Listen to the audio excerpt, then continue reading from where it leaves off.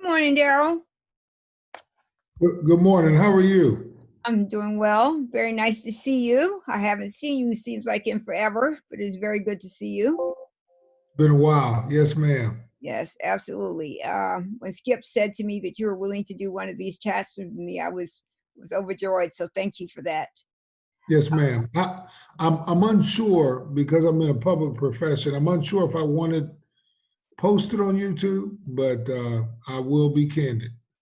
Okay. Well, I'm going to start by asking you one simple question, and we'll morph from there.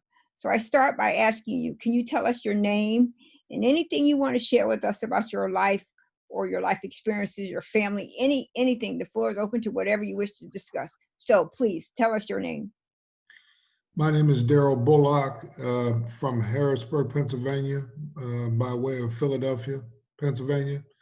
I had some experiences early on in life that shaped my view of diversity and racism and prejudices. My mom, when she split up with my dad, I think I was 5. She went to the Housing Discrimination Board for us to be the first Black family because she had just got her teaching degree and was teaching right outside of Harrisburg in the suburbs called Susquehanna Township. She went to housing discrimination because they had never allowed a Black family in this community that we moved into in Wedgwood Hills. And although she won and we did move in, it was like a year and a half, 2-year battle, I believe, in court. I faced a lot of discrimination being the only Black kid in the neighborhood, fought a lot, was the only kid that couldn't go to the pool in the community because we were Black. So, I got early on, I had thoughts of, well, why, just because I'm Black, why can't I, But my mother was a history teacher, so she was really good. The history, Miss Newton, that we weren't receiving in the home, the real history we weren't receiving in schools regarding Black history and even real European history as far as, America, I got at home. I got it home from my mom. I got it home from books. Um, and so I learned from my mom and my grandparents to navigate the white world, but to still know who I am um, as a Black boy and now Black man. I learned to navigate that world, and so in that aspect, it wasn't always easy because, you know, you're in that quandary. You're never Black enough for some people. You're not white to white people, you know. So you feel like you're in, this bubble until you expand your horizons, go to college, meet people from all walks, and then get out in the real world. So that would be, a big part of what shaped me. The other thing that shaped me majorly was sports. My mom knew I had a lot of aggression and had a lot of anger. It might have been because my mom and dad weren't together because I was close with him, but um, I know I had a lot of anger now looking back because of my situation as the only Black kid in the neighborhood, because I did get picked on until I got so big that they and fought enough times that they left that alone. So, but um, sports helped shape me as well. I had some real transformative coaches that really influenced me. My little league baseball coach, Mr. Dean, was unbelievable. He was the only Black head coach in the league, and we won a bunch of conference championships. We took pride in that. His son was on the team, but he treated his son like everyone else. So that was transformative. Just the experiences in a locker room and on a team. If you could help the team win, you were accepted. Whether they invited you over to their house for birthday parties and things like that was another story. That was hit or miss. But, you formed a brotherhood in sports. That's definitely different. Yeah, You know, yeah, so that makes sense. So from 5 to your age now, have you felt safe and felt like you have overcome the racism and discrimination that you felt then? Or are you now in a better place in that vein? um, that's a great question. No, I can't say I feel safe because I worry about my son. I worry about my daughter. I worry about my wife at times. I don't have a going into a rural area. See, I'm traveling on the road, stopping in a rural area to get gas. Even if I see a Confederate flag, I don't have fear that I'm not going to make it out of there. Uh, you know, but I guess I could say fear. Uh, the few times I was pulled over for traffic stops or things like that, yeah, I could say fear from that standpoint because you just don't know. Yeah. You that- just don't know about that officer's day. You just don't know how he views people of color. You just don't know. Have So Go go ahead. ahead. No, you go ahead. But overall, not fear.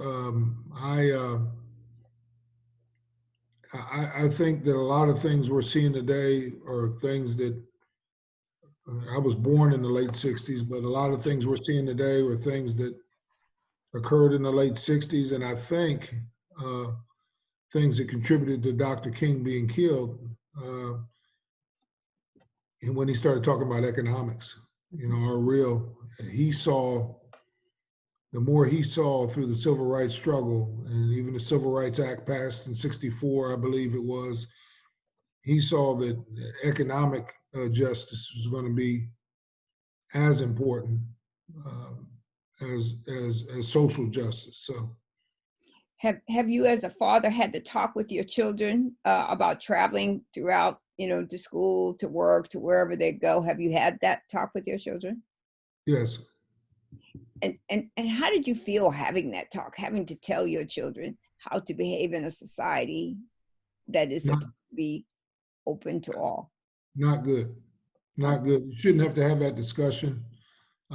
Matter of fact, I felt belittled a little bit, like a little bit less of a man, but knew that it was necessary discussion. And I can truly say that until things have recently developed, I don't know that neither one of them truly understood, really, that's you interesting. know, because they've come up in a different generation. And May I it's ask how old they are? 21 and 17. Mhm. So uh, we Skip and I certainly can appreciate your concerns because we do. We have the same conversations with our children. One of our children is the same age as yours, 21, and our other child is 41. And I say this almost every conversation I have. My son goes to school in Greensboro College, which is about 48 miles from our front door to his front door. And the minute he pulls out the driveway, I start praying. And I pray until he sends a text message saying I've made it home. And when he's coming home from school, I pray until he pulls back into the driveway. And that's a sad set of facts to have to live with every single day that your family makes it home. Yeah, So Skip told me a story a while ago, and I'm not going to repeat it because it's his story, and I'll let him tell it if he wants to tell it. I think it might be in his video, the diversity chat we did. But to be confronted by the police with guns pointed at you, have you ever had that experience? no, ma'am. That's a blessing. Yeah, That's it a is a blessing. blessing. Okay. So, do you have anything else you wish to share about your own personal life? Because I want to talk a little bit about what's happening around us. Is there anything else you wish to share? Um, my experience at Penn State as a football player was had a huge impact on me. Coach Paterno, for whatever the public views him as, because of what happened with the defensive coordinator Jerry Sandusky. He was a really good leader, really strong man. and he would not be afraid to address when the black players were upset about something going on in our environment, something going on in the culture at Penn State. We had an issue with, probably once a semester, and it was always at nighttime. You know how racists do under the cover of darkness, correct? Or now on the internet, but where I'd be walking back to my dorm or apartment, and I'd be, somebody in a pickup truck with a Confederate flag many times, because the local area around Penn State, country towns, yelling nigger, and the truck speeding off, Yeah. and sometimes I'd be with other teammates and they'd want to go chase the truck. Come on, man, what Yeah. you hoping to catch it at the light. There's 4 or 5 of them in there.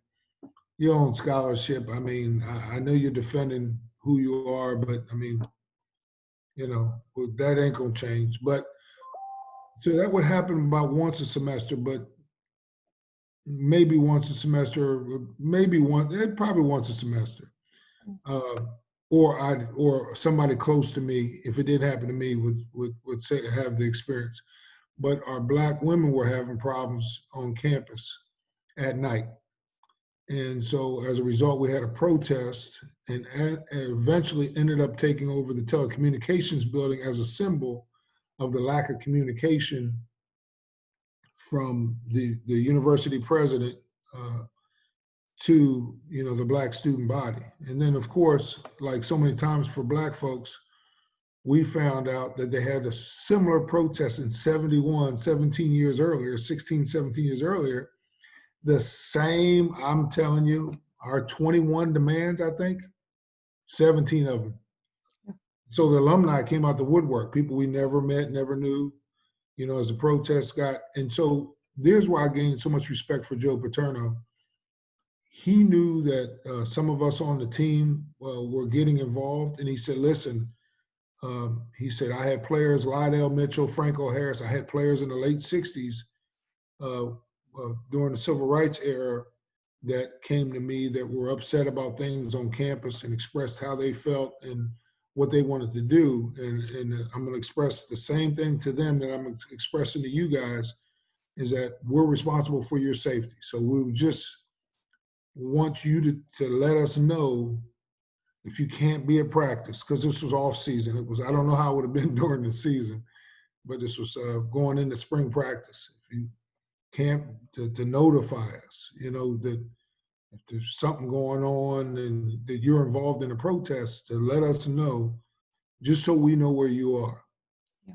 Yeah. And we're supportive of it. So I gained a lot of respect for that man when that happened. And me and 2 teammates out of 125 guys on the team, and Ms. Newton, my background and heritage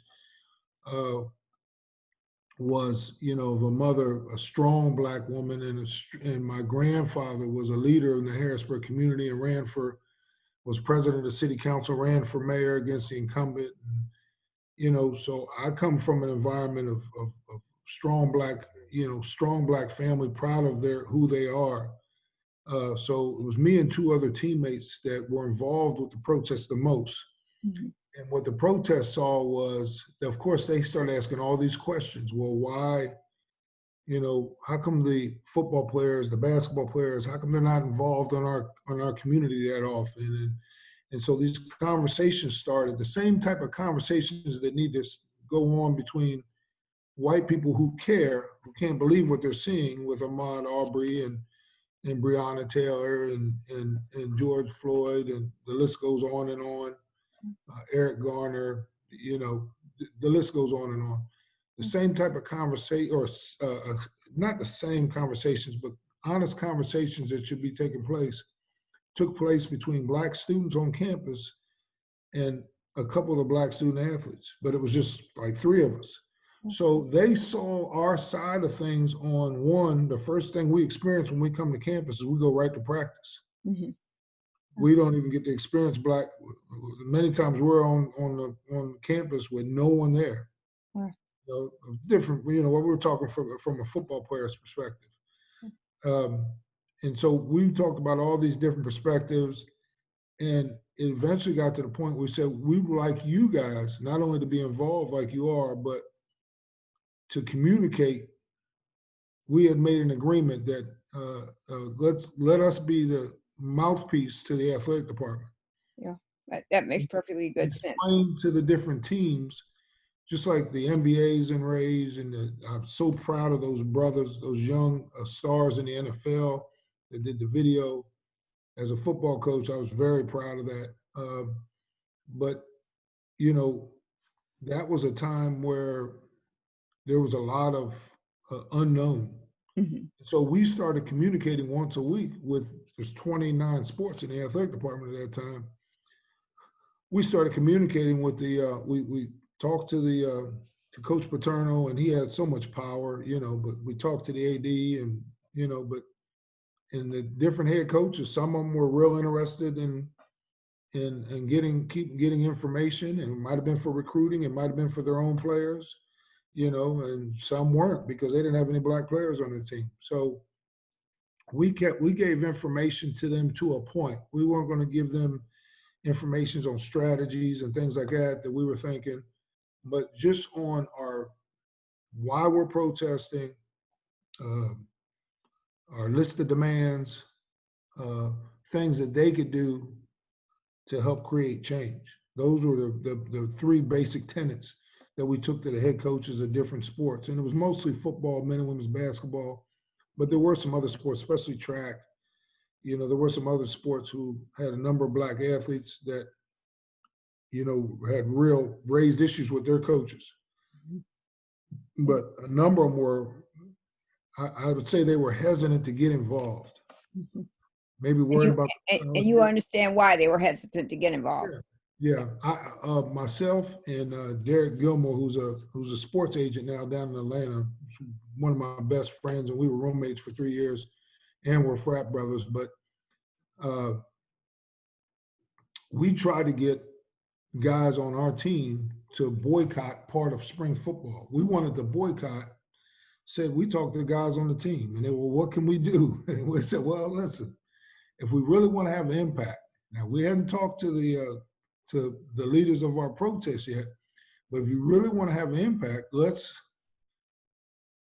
protest or let folks know we're not going to play the first half of the spring football game. At that time, there would be 25, 30,000 people that came for the spring game. Now it's probably 85,000 Yeah. that come to just the spring game. Yeah. I said that would have a huge impact. I Yeah. said, it's televised and everything. Let's not play in the first half and let's tell them why we're not playing. Yeah. I'm going to Man, come back to that, but I want to ask you a question. Oh, go ahead. what the reaction and experience. Ooh, and at that time I was hot. I was upset. Mhm. I felt like, man, these sellouts, But the older I get, the more I understood, why they were uncomfortable. So So I'm going to come back to that in just a minute. But I want to ask you a question. What did you think of Colin Kaepernick kneeling, doing the national anthem, and his outreach to date? What are your views on that?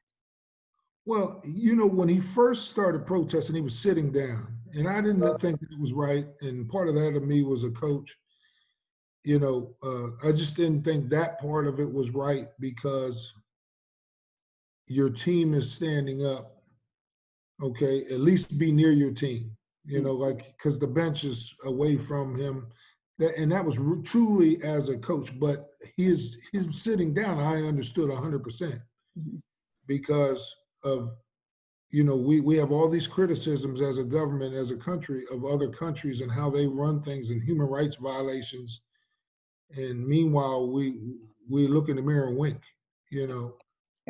So I understood completely uh, the systematic racism, the oppression, the really the overt recruitment of white nationalists to be police officers around the time that Obama was elected. All right, to control us. Yeah. And so I understood. And then when he knelt and folks, some black, but mostly white folks, took it to another level of what he was. They totally changed the narrative. And then of course, Black Lives Matter got involved with it. And of course, they've changed the narrative, try to change the narrative on Black Lives Matter to all lives matter, blue lives matter. You still don't get it. You know, no one is saying anything about other lives not mattering. All right. But when he knelt and that was him talking to somebody from the military, from a special ops unit on top of that, who he consulted with, and now he knelt. It was totally ridiculous to me. And even the response now by Roger Goodell, and I've done 4 NFL internships, and yeah, I would have loved to coach in the league. It hasn't happened. This is not sour grapes, me saying this is my observation to your question. Mm-hmm. Is totally ridiculous now. I like that he made a statement now, but we had some black young stars in the NFL that did a video, and then that was the good Roger Goodell, the commissioner's reaction. So, you know, you have you send me a copy of that video or send me a link to that video? I certainly will. Please. Okay, I'm sorry to interrupt. Trying to think of the easiest way for me to send it to you. You have my email address. If it's a large file, you can send it to me through Dropbox, and I'll send you my link to my Dropbox, and you can put it in Dropbox, or you could do Google Drive. I'm connected with Skip on Facebook. Are you on Facebook as well? Not at all. Not since the election. I have abandoned Facebook. Not a part of my social media. Yeah, no, I don't blame you. Because I was going to say, where I saw the video and have the video is on Messenger and Facebook. Okay. But I believe I can send it to your email. So. Yeah, a couple of people have tried to send me emails videos from Facebook, and we've not been successful in getting it there because the video belongs to Facebook, and they only want it to move around in Facebook. They don't want it to go to other sources. So you may not be able to, but at the very least, I'll send it to Skip so you can see it. How's that sound? That's perfect. That's absolutely perfect. We're friends on Facebook. But go ahead. What were you asking me? So now I want to go back. You know, I appreciate the Kaepernick thing. I actually, when he knelt, I understood why he knelt. You know, I didn't understand the lack of support from other Black players in the Black community because he was kneeling for them as well. And that people, you know, thought he was being disrespectful for the flag. And, you know, so if you look at, you know, the flag in the United States, you know, and the national anthem, they're supposed to be the foundation of who we are. But as Black and brown Americans, that flag and that anthem does not represent us. It represents them. And so because we don't think it's necessary to stand or put our hand over our heart or sing, doesn't mean that we don't love our country or we aren't patriotic. It just means that this symbol does not represent who we are, you know. Yeah. So let's go back. I want to ask you a question about being a football player at Penn State. So ESPN did a story, 30 for 30, and they talked about the history of football, and I believe it was the NFL, but I know it was football. I don't remember what it was. And one of the stories on this series, and I think it was a 7 or 8 part series, was about integration. So getting Black players to play on white teams and the resistance in the South, you know, the troubles and hardships those Black players who eventually did get on white teams went through. They couldn't go into restaurants, they couldn't eat with the team, you know, all of these different things like that. But let me ask you this. So, and this is my opinion, and I could be completely wrong.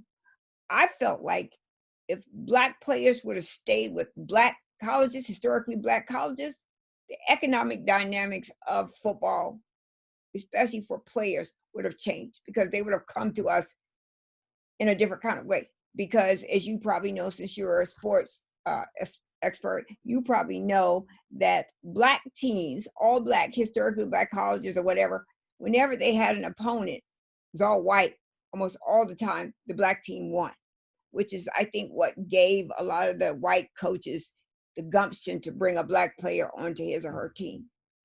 And so I want to ask you about that. And then my second part of my question is this. So what you were paid, or if you were paid, do you think that the pay that pro sports athletes receive is just And do you see any disparities in that?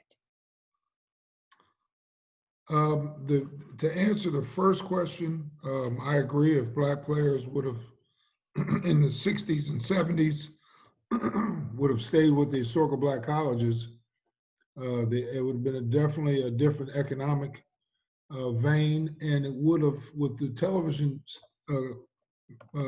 corporations, when they started negotiating more seriously and more vigorously with college football, yeah, it would have totally changed the dynamic of HBCUs economically. Yeah, I agree with you, and I think a lot more young men, especially from the 60s and 70s, this is my perception, and even the 80s, some until the NCAA really started saying, if you don't graduate your athletes, we're going to broadcast it, and you're going to get punished for it. That's the only reason, in many ways, is why more black athletes are graduating now at those PWIs. But it's still not very good in basketball, in men's basketball, for whatever reason.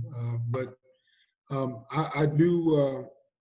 I do think that would have changed things, and I think the pay is becoming more equitable now than it used to be in the last 15 years, 20 years. It seems to be becoming more equitable in sports, especially though in baseball and in basketball. The guarantees for football players, because of the high rate of injury, are not good. There's not many guaranteed contracts, so the contract looks beautiful when it's broadcasted to the media and to the world. But there's, a 6-year contract, maybe 2 years of it are guaranteed. Quarterbacks are typically many times the only ones that really have their whole contract guaranteed. Mm-hmm. All right, and those are star quarterbacks. So it's becoming more equitable, but one major injury, and I mean, it's a business. I understand that with the owners, but one major injury and whatever lifestyle they're living, if they don't have a good investment portfolio, and they're living beyond their means, all right, because they think this gravy train is going to continue, then a lot of times it's a rude awakening. So if with football more than anything, the guarantee is not the same as it is in basketball and in baseball, and that's what now the athletes have been fighting for in the 21st century: guaranteed contracts. So it's not the same. Hockey is similar to just me following things. From a sports business standpoint, hockey is similar to football, where high rate of injury and there's just not a lot of guaranteed contracts. So it's similar as well. So they're paid more equitably than they ever have been because of strikes, because of threats of strikes, because of a strong union. But, and a lot of times for black folks in America, we say things and then we say but. Yep, always a but, a comma. I do think they're paid more equitably but think about it. Again, every time things like that happen, there's always a trailblazer, and I think of the gentleman's name, Kurt Flood, in the late 60s, early 70s. He got, just like Kaepernick's getting blackballed now by the NFL, I don't care who thinks differently. Kurt Flood got blackballed, was a very good outfielder, and he fought for free agency. I mean, he is the reason that free agency started. Yeah. Black man, and he got blackballed, and his career ended as a result of it, so.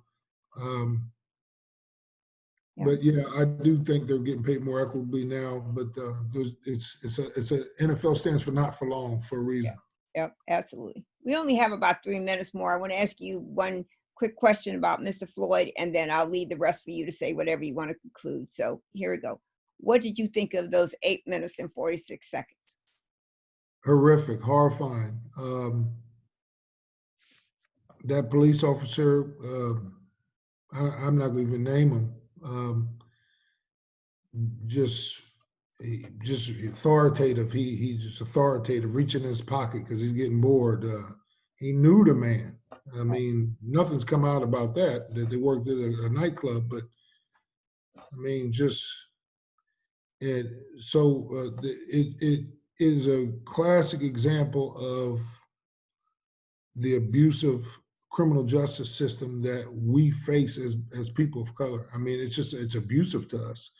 And yeah, if you have more money, is there a economic justice that you have that might be different, a la O.J. Simpson? Okay, all right, maybe, but that is far and few between. Um, and for whatever reason, maybe because it's just too horrific to think about, just like the uh, many people, a lot of white folks now today will say, you know, or 30, 40 years ago when we talked about reparations would say, get over it. I don't own any slaves. My last couple generations of family didn't own any slaves, but you know, it has created a pattern and it created an economic injustice to us that we're still trying to overcome. Um, so I just think for white, quote unquote, white people that care, or white moderates, or white people that are prejudiced but not racist, that are horrified like I was by the video. It was an Emmett Till moment for them, and it's just amazing to me because you know the things that hurt me the most are the ones where the young people were abused by our criminal justice system, by the police. The young girl at the swimming pool getting dragged by her hair by the white police officer. Martin in you know, in Florida. You know what happened to that young man coming home from the store.